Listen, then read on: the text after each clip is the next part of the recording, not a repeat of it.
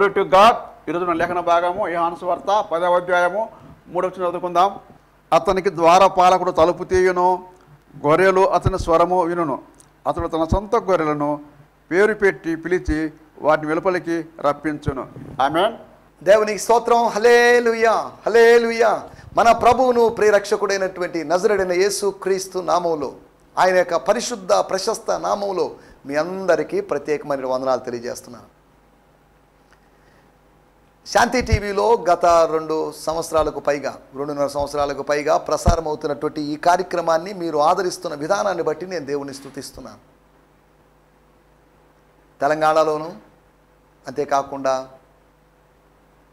తమిళనాడులోను, ఆంధ్రప్రదేశ్లోను, కర్ణాటకలోను కొన్ని ప్రదేశాల్లో కొంతమంది దేవుని బిడ్డలు ఈ కార్యక్రమాలు చూస్తూ దీవించబడుతున్నారు. వారందరిని బట్టి నేను ప్రభు నామాన్ని మహిమపరుస్తున్నాను. యూట్యూబ్ ద్వారా చూస్తున్న వారిని బట్టి, టీవీ సెట్ల ద్వారా చూస్తున్న వారిని బట్టి నేను ప్రభు నామాన్ని మహిమపరుస్తున్నాను. స్తోత్రం. ఈ కార్యక్రమాలు ఇంకా అనేకులకు ఆశీర్వాదకరంగా ఉండాలి కనుక ఈ కార్యక్రమాల కొరకు మీరు ప్రత్యేకంగా ప్రార్థించాల్సిందిగా కోరుతున్నాం. ఈ కార్యక్రమాలను స్పాన్సర్ చేయమని మేము అడగడం లేదు. మీ ప్రార్థనే మాకు స్పాన్సర్షిప్ లాంటిది.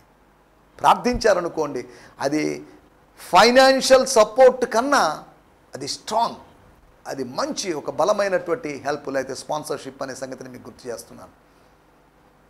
దేవుని స్తోత్రం. ఇప్పటి వరకు ప్రభు సాయం చేశాడు, ప్రభు నడిపించాడు. 1000కి పైగా ఎపిసోడ్లు చేయడానికి. ఇది 1002వ ఎపిసోడ్ కనుక ఇలా 1000 ఎపిసోడ్లు పూర్తి చేసుకోవడానికి ప్రభు సాయం చేశాడు. మనము అక్టోబర్ నెల, నవంబర్ నెల, డిసెంబర్ నెల 3 నెలలు కూడా, 3 నెలలు అంటే ఇంచుమించు అదొక 90, ఇదొక 5 రోజులు, ఇంచుమించు 95 రోజులు ఇక యోహాను సువార్త సందేశాలు మనం వినబోతున్నాం. అనగా 1100 సందేశాలు యోహాను సువార్తలోంచి మనం వినబోతున్నాం. కనుక దేవుడు నాకు అనుగ్రహించినటువంటి తలంపులు, నేను పెద్ద ప్రసంగికుడిని అనుకోవడం లేదు, నేను నేర్చుకుంటున్న వ్యక్తిని అంతవరకే. ప్రభువు నాకు నేర్పిస్తున్నాడు, ప్రభువు నాకు ప్రత్యక్షతలు అనుగ్రహిస్తున్నాడు. నేను స్కాలర్ని ఏం కాదు, నేను స్కూలర్ని మాత్రమే. నేను పండితుడినేం కాదు, నేను పామరుని మాత్రమే. అయినప్పటికీ ప్రభు వాడుకుంటున్నాడు. అందుని బట్టి నేను ప్రభు నామాన్ని మహిమపరుస్తున్నాను. ప్రభు కృపను బట్టి గత వారంలో కర్ణాటకలో దేవజనులు పాస్టర్ అహ్రోన్ అనేటువంటి పాస్టర్ గారి దగ్గర ఉండి పరిచర్య చేయడానికి, విజయవాడలో ఉంటూ పరిచర్య చేస్తున్న దేవజనులు పాస్టర్ శేఖర్ బాబు గారు, మేము అక్కడికి వెళ్ళి 2-3 రోజులు పరిచర్య చేయడానికి ప్రభు సాయం చేశాడు. హోస్పేట్ మరియు రాయచూర్ అనేటువంటి ప్రదేశాల్లో పరిచర్య చేయడానికి ప్రభు సాయం చేశాడు. ప్రభు కృపను బట్టి తమిళనాడు, కర్ణాటక, కేరళ, మహారాష్ట్ర, తెలంగాణ, ఇంకా వేరువేరు ప్రదేశాల్లో పరిచర్య చేయడానికి ప్రభు, భారతదేశంలోని సుమారు 10కి పైగా రాష్ట్రాల్లో ప్రభు వాక్యాన్ని బోధించడానికి ప్రభు నాకు సహాయం చేశాడు. అందును బట్టి నేను ప్రభు నామాన్ని మహిమపరుస్తున్నాను. చాలా చేశాను, నేను అతిశయించడం లేదు. ఇంత చేశాను, చాలా తక్కువ చేశాను, చేయవలసినంతే చేశాను, ఇంకా చేయాల్సింది చాలా ఉంది అనే సంగతి గుర్తు చేసుకుంటూ ఇంకా ఎక్కువ చేయడానికి ప్రభు నన్ను బలపరచాలని ఆశపడుతున్నాను. నన్ను బలపరచాలని మీరు ప్రార్థించాల్సిందిగా మిమ్మల్ని కోరుతున్నాను. దేవునికి స్తోత్రం. హల్లెలూయా. నిన్నటి ఎపిసోడ్లో మనం వేరొక మార్గం గురించి ఆలోచించాం. మార్గము లాంటి మార్గం, మార్గము కాని మార్గం, నకిలీ మార్గం. కొన్ని నకిలీ విషయాలు ఉన్నాయని మనకు తెలిసిన విషయమే. మరి ఒక సువార్త, another gospel, that is a false gospel. It looks like a true gospel or original gospel. రెండోది మరి ఒక ఆత్మ, అనదర్ స్పిరిట్, పరిశుద్ధాత్మలాగా ఉన్నటువంటి ఆత్మ, భ్రమపరిచేటువంటి ఆత్మ. మూడోది మరి ఒక యేసు. అలాగే మరి ఒక మార్గం, వేరొక మార్గం, అనదర్ వే. ఈ మార్గంలో ప్రవేశించడం అంటూ ఉండదు, ఎక్కడం ఉంటుంది. తిరుగుబాటుదారుల్లాగా, చొరబాటుదారుల్లాగా అక్రమంగా లోపలికి చొరబడుతూ వచ్చేటువంటి తత్వమే ఉంది. ఎటువంటి అనుమతి లేకుండా దొంగతనంగా, దొంగచాటుగా వచ్చేటువంటి విధానం అది. మనం చదువుకున్నట్టు మాట ఏంటంటే, గొర్రెల దొడ్డిలో ద్వారమున ప్రవేశించడం లేదు వాళ్ళు, వేరొక మార్గమున ఎక్కువాడు. వేరొక మార్గమున ప్రవేశించువాడు కాదు, ఎక్కువాడు, దొంగయు దోచుకుని వాడై ఉన్నాడు. వేరొక మార్గంలో ఉన్నటువంటి అనుభవాలు. ఒకటి, వేరొక మార్గంలో సహకారం ఉండదు, సహాయం ఉండదు, కోఆపరేషన్ ఉండదు. మనుషుల కోఆపరేషన్ ఉండొచ్చేమో కానీ స్వర్గపు కోఆపరేషన్ ఉండదు.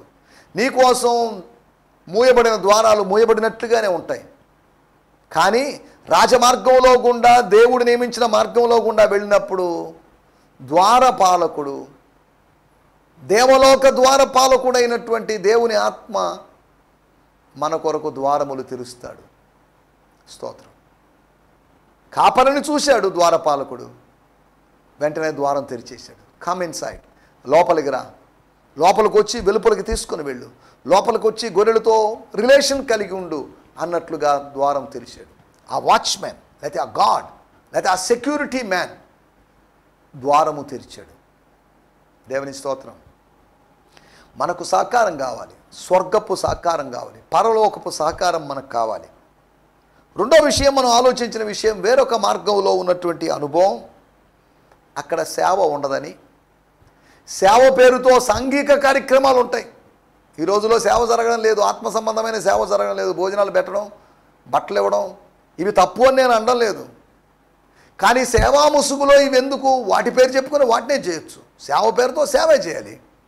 సేవ పేరుతో సాంఘిక కార్యక్రమాల పేరుతో సేవ చేయడానికి వీల్లేదు. మనం పిలువబడింది ఆత్మ సంబంధమైన సువార్త ప్రకటన కొరకు, సువార్థీకరణ కొరకు, శిష్యత్వపు పరిచర్య కొరకు మనం పిలువబడ్డాం.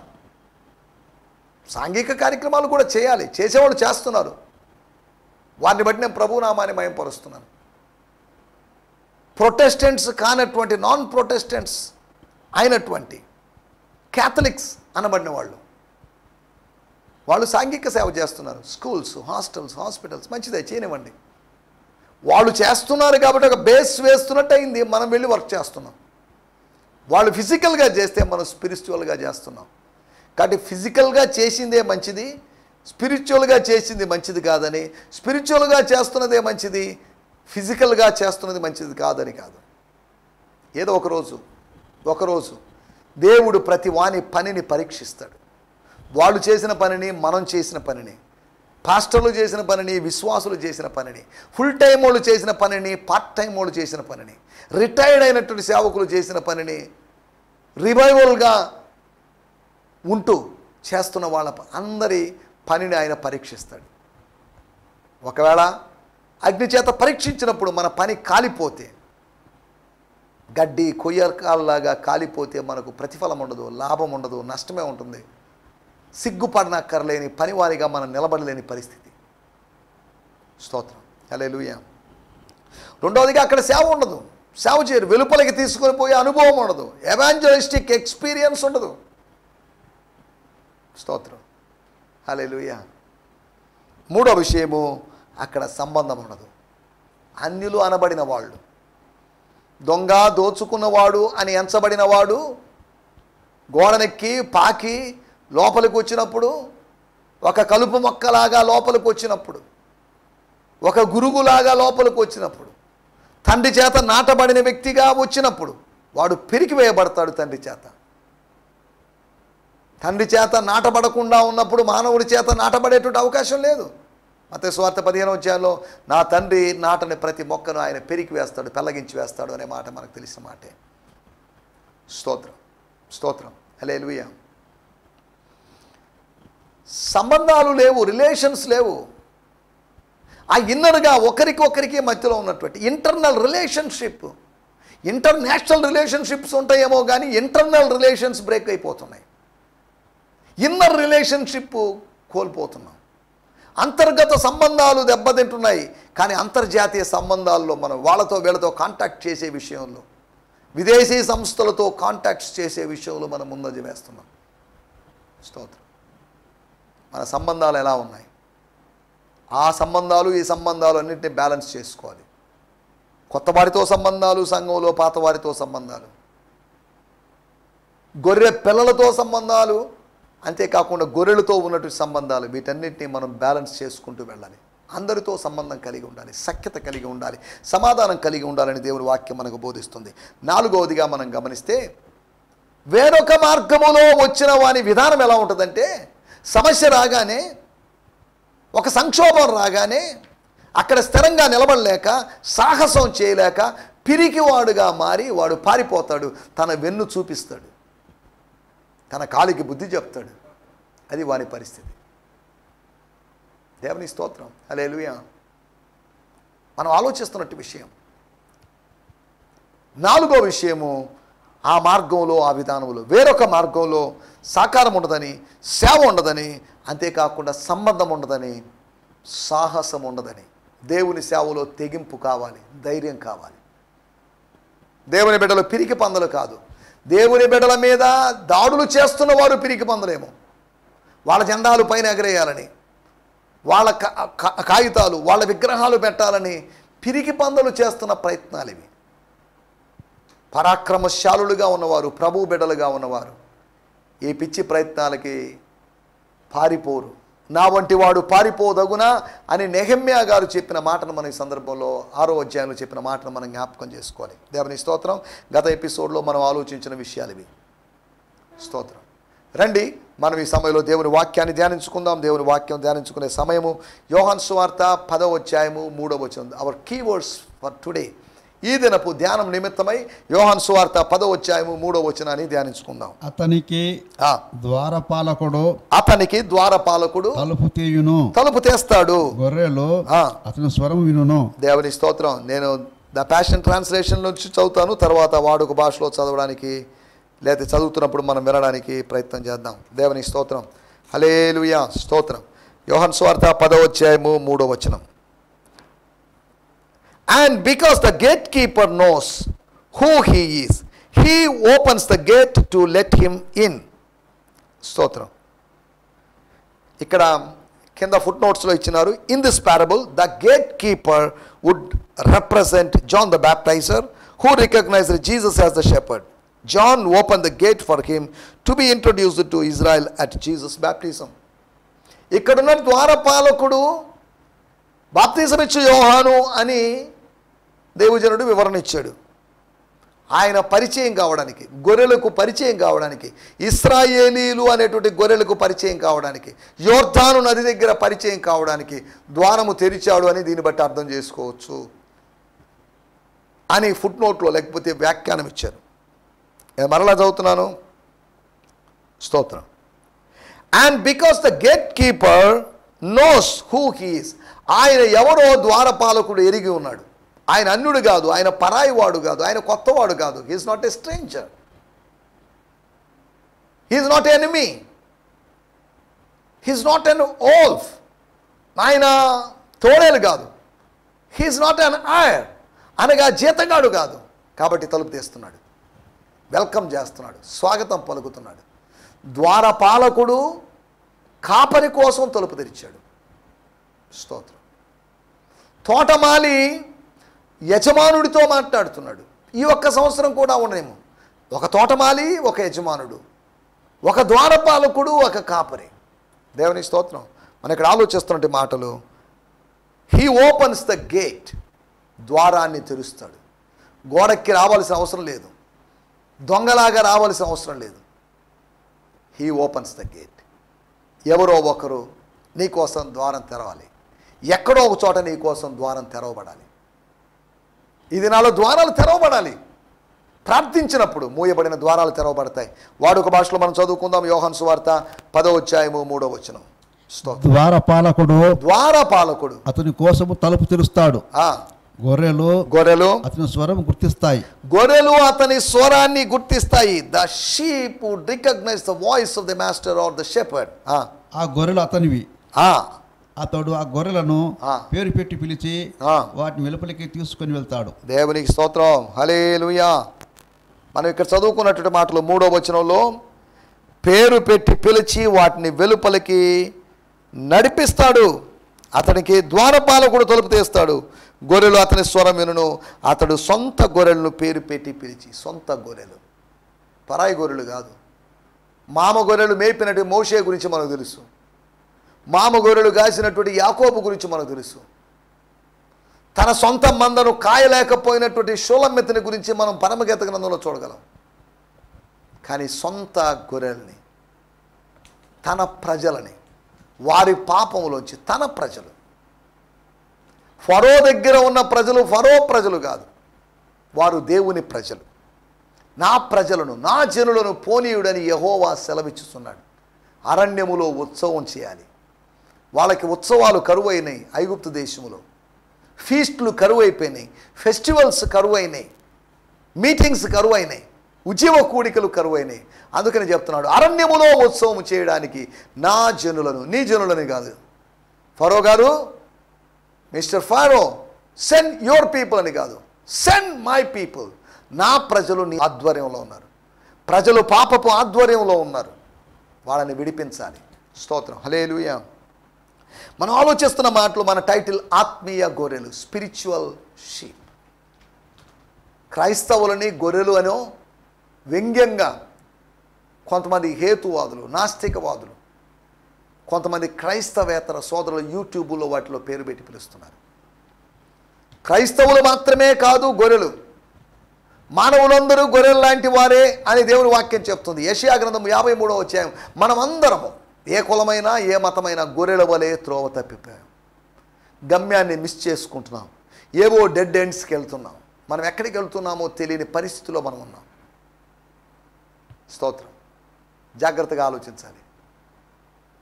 మనమందరం, మేము మాత్రమే కాదు, క్రైస్తవులు మాత్రమే కాదు, అందరిలో గొర్రెల లాంటి స్వభావం ఉంది. సులభంగా మోసపోయేటువంటి స్వభావం, పారిపోయేటువంటి స్వభావం, పిరికి స్వభావం, ఇవన్నీ గొర్రెల్లో ఉన్నాయి. ఆత్మీయ గొర్రెల గురించి మనం కొన్ని విషయాలు నేను మీకు జ్ఞాపకం చేస్తాను. 4 విషయాలు మీకు జ్ఞాపకం చేస్తాను. స్తోత్రం, హల్లెలూయా. 100వ కీర్తనలో, సామ్ 100లో అక్కడ రాయబడిన మాట ఏంటంటే, మనము ఆయన మేపు గొర్రెలము. స్తోత్రం. ఆయనే మనల్ని పుట్టించను. మనల్ని మనం పుట్టించుకోలేదు, ఆయనే మనల్ని పుట్టించాడు. కాపరి మనల్ని పుట్టించాడు. కాపరి గొర్రెలను పుట్టించాడు. గొర్రెలు గొర్రెలను పుట్టిస్తాయి అని చెప్తుంటాం, కానీ కాపరి గొర్రెలను పుట్టించాడు. పరమ కాపరి గొర్రెలను పుట్టించాడు.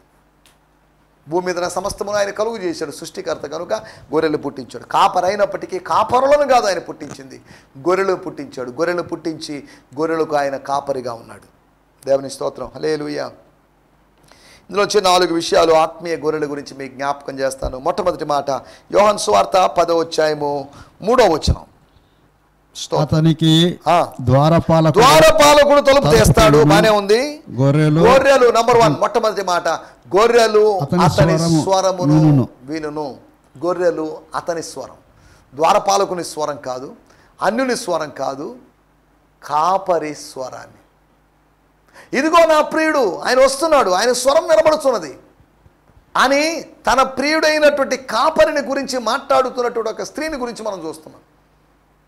ఇదిగో పేతురు గారు తలుపు అవతల ఉన్నారు అని తన కాపరి స్వరాన్ని, తన ఆత్మీయ కాపరి స్వరాన్ని గుర్తుపట్టినటువంటి గొర్రె రోద అనేటువంటి స్త్రీ, రోజ్ అనేటువంటి అర్థం వచ్చేటువంటి ఆ యవనస్తురాలు, ఆ చిన్నది.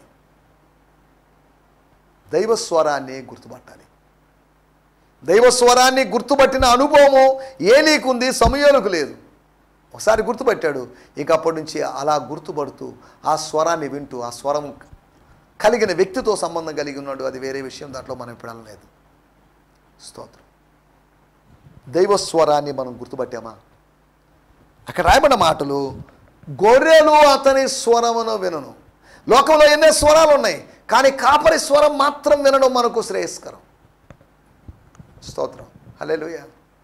ఎన్నో స్వరాలు ఉన్నప్పుడు కాపరి స్వరము లాంటి స్వరముతో మోసగించి ధ్వని అనుకరణ, మిమిక్రీ చేసేటువంటి అపవాది, దేవుడు మాట్లాడినట్లుగా మాట్లాడేటువంటి, దైవ స్వరములాగా తన స్వరం వినిపించేటువంటి అపవాది భ్రమపరుచు ఆత్మ ఈ లోకంలో ఉంది. అపవాది తానే వెలుగుదూత వేషం వేసుకొని వస్తాడని దేవుని వాక్యంలో రాయబడింది. స్తోత్రం, హల్లెలూయా. మనం ఆలోచిస్తున్నట్టు మాట, ఒకటి ఆత్మీయ గొర్రెలు, వినేటువంటి గొర్రెలు. They would listen. స్తోత్రం. They would listen to the voice of the shepherd, chief shepherd, the voice of the shepherd of the spirits. ఆత్మల కాపరి యొక్క స్వరాన్ని వింటాయి. దేవునికి స్తోత్రం, హల్లెలూయా. నా గొర్రెలు నా స్వరం విన్ను అని చెప్పాడు. మీరు నా గొర్రెల్లో చేరిన వారు కాదు, సత్య సంబంధి అయిన వాడు దేవుని స్వరం వినును అనే మాటలు మనం లేఖనాల్లో చూస్తున్నాం. మొట్టమొదటి విషయము వినేటువంటి గొర్రెలు. రెండో విషయం 10వ అధ్యాయంలోనే 3వ వచనంలో మనం గమనిస్తే స్వరము వినును అతడు తన సొంత గొర్రెలను పేరు పెట్టి పిలిచి వాటిని వెలుపలికి నడిపించును. ఎస్, వాటిని వెలుపలికి నడిపించును. వాటిని బయటికి తీసుకొని వస్తాడు. ఇంట్లో కూర్చొని బోరు కొట్టవచ్చు, ఎక్కడికైనా తీసుకోబోనని పిల్లలు అంటారు. ఒకవేళ సతీమణి కూడా, భార్యలు కూడా అలాగే ఏమండి ఇంట్లో ఉండే అని పనులు వంటగదికి పరిమితం అయిపోయి మమ్మల్ని ఎక్కడికైనా తీసుకోమండి, హోటల్కి తీసుకోమండి, పార్క్ తీసుకోవాలండి అని వాళ్ళు అడుగుతుంటారు. ఇప్పుడు ఈ గొర్రెలని మేత కోసం ఆయన బయటికి తీసుకొని వెళ్తున్నాడు. అక్కడ రాయబడిన మాట, నా ద్వారా ఎవడైనా లోనికి ప్రవేశిస్తే వాడు రక్షింపబడిన వాడై, ఆయన ద్వారా లోపలికి వచ్చాడు, రక్షింపడ్డాడు. ఆయన నామమును బట్టి లోనికి ప్రవేశించిన వాడు, ఎక్కకుండా రాజమార్గంలో ప్రవేశించిన వాడు, రక్షింపబడిన వాడు, రక్షణ లేనోడు కాదు, రక్షణ నిశ్చయిత రక్షణానందం కలిగిన వాడు, వాడు స్తోత్రం లోపలికి పోవును, బయటికి వచ్చుచు మేత మేస్తున్నాడు. బయటికి వెళ్తున్నాడు, మేత కోసం తీసుకుని వెళ్తున్నాడు. అక్కడికి ఇక్కడికి కొండల మీదకి అక్కడికి తీసుకొని వెళ్తున్నాడు కాపరి. రెండో విషయము, గొర్రెలు వెంబడిస్తాయి. అక్కడ రాయబడిన మాట 4వ వచనములో, అతడు తన సొంత గొర్రెలన్నిటినీ వెలుపలికి నడిపించినప్పుడల్లా, నడిపించే అప్పుడప్పుడల్లా అని కాదు, నడిపించినప్పుడల్లా వాటికి ముందుగా నడుచును. గొర్రెలు తమ కాపరి యొక్క అడుగు జాడల్లో నడుస్తున్నాయి, కాపరి వెనకాల నడుస్తున్నాయి. గురువు వెనకాల శిష్యులు నడిచినట్లుగా, విశ్వాసం వెంబడి క్రియలు ఉన్నట్లుగా, దేవుని రాజ్యాన్ని నీతిని వెతికేటువంటి అనుభవం ఉన్నప్పుడు దాని వెనకాల ఆశీర్వాదములు వచ్చినట్లుగా, స్తోత్రం, అలా వస్తూ ఉంటాయి అనే సంగతిని మనం గుర్తు చేసుకోవాలి. దేవునికి స్తోత్రం. రెండో విషయాన్ని, వెంబడించేటువంటి గొర్రెలు, వినేటువంటి గొర్రెలు, దైవికమైన గొర్రెలు వింటాయి, దైవస్వరం వింటాయి. ఆత్మ సంగములతో చెప్పు సంగతులు. చెవిగలవాడు వినుగాక. అందరూ వినలేరు, చెవిగలవాడు వినుగాక. దేవుని స్తోత్రం, హల్లెలూయా. రెండో విషయము, అవి వెంబడిస్తాయి, ఫాలో చేస్తాయి. నా వెంబడి రండి, నేను మిమ్మల్ని మనుషులు పట్టు జాలులుగా చేస్తాను, నా వెంబడి రండి. ఆ మాట చాలు, ఆ మాటను పట్టుకున్నారు, ఆ మాట ప్రకారం వెంబడించారు. తాము ఏమవుతారని తర్వాత సంగతి, ఈ మాట బట్టి, అనివార్యమైనటువంటి ఆ పిలుపును బట్టి, నివారించలేనటువంటి ఆ పిలుపును బట్టి ఆయన వెంబడించారు. వారు పారిపోయారు, వేరే విషయాలు మనం వాటిలోకి వెళ్ళలేదు. కానీ పునరుత్థానం తర్వాత, పెంతెకొస్తు పరిశుద్ధాత్మ శక్తిని పొందుకున్న తర్వాత వారు వెంబడిస్తూనే ఉన్నారు. గొర్రెపిల్లను, అదృశ్యంగా గొర్రెపిల్లను వెంబడిస్తూనే ఉన్నారు, కాపరిని వెంబడిస్తూనే ఉన్నారు. దేవుని స్తోత్రం, హల్లెలూయా, స్తోత్రం. మూడో విషయాన్ని నేను మీకు జ్ఞాపకం చేస్తాను. యోహాను సువార్త 10వ అధ్యాయము 5వ వచనం. యోహాను సువార్త 10వ అధ్యాయం 5వ వచనం. అన్యుల స్వరము అవి ఎరుగవు, ఎస్, గనుక అన్యుని ఏమాత్రం అవి వినకుండా ఉన్నాయి, ఏమాత్రం వినలేదు కాబట్టి ఎరగవు. అది గుర్తుపెట్టుకోవాల్సిన అవసరం లేదు. అన్యుల స్వరం, కొత్త వాళ్ళ స్వరం, కాని వాళ్ళ స్వరం, స్వరం కాని స్వరాన్ని అవి వినాల్సిన అవసరం లేదు. అన్యుల స్వరం విషయంలో అవి చెవిటిగా ఉంటాయి, చెవిటి గొర్రెల్లాగా ఉంటాయి. స్తోత్రం, హల్లెలూయా. మూడో విషయాన్ని నేను మీకు జ్ఞాపకం చేస్తాను. ఆ గొర్రెలు పారిపోతున్నాయట, పారిపోయినటువంటి గొర్రెలు. 5వ వచనంలో రాయబడింది, ఎంత మాత్రమును వెంబడింపక వాని యొద్ద నుంచి పారిపోతాయి. స్తోత్రం. ఎందుకు పారిపోతున్నాయి? గొర్రెలు పిరికివి సరే, గొర్రెల్లాంటి మనుషులు కూడా పిరికి వాళ్ళుగా మారడం ఏంటి? తన పై వస్త్రాన్ని పట్టుకునేసరికి వదులుగా ఉన్నట్టు ఆ పై వస్త్రాన్ని పోతీఫరు భార్య చేతిలో వదిలేసి పారిపోయాడు. ఒక యవనస్తుడైనటువంటి, ఒక బలవంతుడైనటువంటి, అందగాడైనటువంటి ఒక యవనస్తుడు. స్తోత్రం. పిరికివాడు కాదు. నీ యవనేచ్ఛల నుంచి పారిపోము అని రాయబడింది, విగ్రహారాధన నుంచి పారిపోము అని రాయబడింది, జారత్వములకు దూరంగా పారిపోము అని రాయబడింది. స్తోత్రం.